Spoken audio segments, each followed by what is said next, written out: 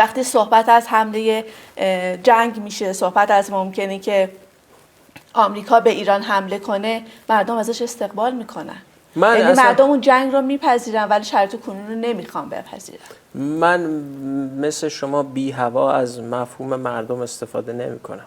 چیزی که آدم توی جامعه میشنوم، توی یعنی ما هیچ فضای مجازی میبینم که نوشتن. هیچ وقت فضای مجازی یا ارتباطات شخصی ما نمونه معرفی برای دیدگاه‌های مردم نیست و من اساساً این گونه سخن گفتن رو عادی سازی شر میدونم.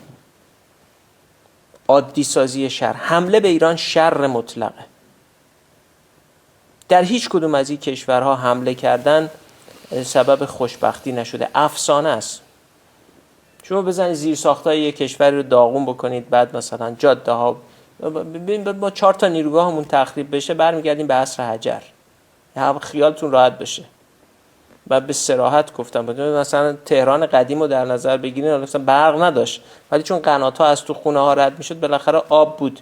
الان ما خونه هامون طبقه 11 12 این برجاست، میدونید اگه برق قطع بشه آبمون بالا نمیرسه. شما اگه 5 تا نیروگاهتون تخریب بشه و برق نداشته باشین، آبم نخواهید داشت، خیالتون راحت. اینترنت هم نخواهید داشت، تلویزیون هم نخواهید داشت، یخچال هم نخواهید داشت. برمیگردیم به عصر حجر. از عصر حجر بدتر، چون آدمای عصر حجر خونه هاشون یه جایی ساخته بودن نزدیک منابع آب بود، حداقل خودشون میتونستن بشورن، تشنه هم نمونن. ما خونه هامون هم نزدیک منابع آب نیستا، مثلا آب دیگه وجود داره. یعنی اصلا این داستان اینجوری نیست که فکر کنید که مثلا ببینید حمله نظامی به یک کشوری مثل ایران شر مطلقه، بالاخص برای مردم. شر مطلقه.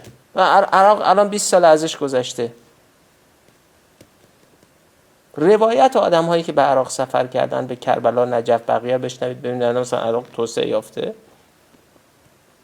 و شهر جنوبی خودمون هنوز لیبی اثر جنگ رو دارن. ما چند سال 30 سال جنگ تموم شده، بیش از 30 سال جنگ تموم شده. خرمشهر بازسازی شده، آبادان بازسازی شده، آبادان برگشته به آبادان قبل از انقلاب.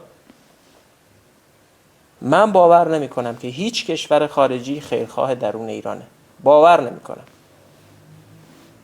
نه آمریکایی‌ها، نه روسا، نه چینی‌ها، نه ترکا، نه عربا، نه هیچ کس دیگه. ما مسئله‌مون رو باید خودمون حل بکنیم.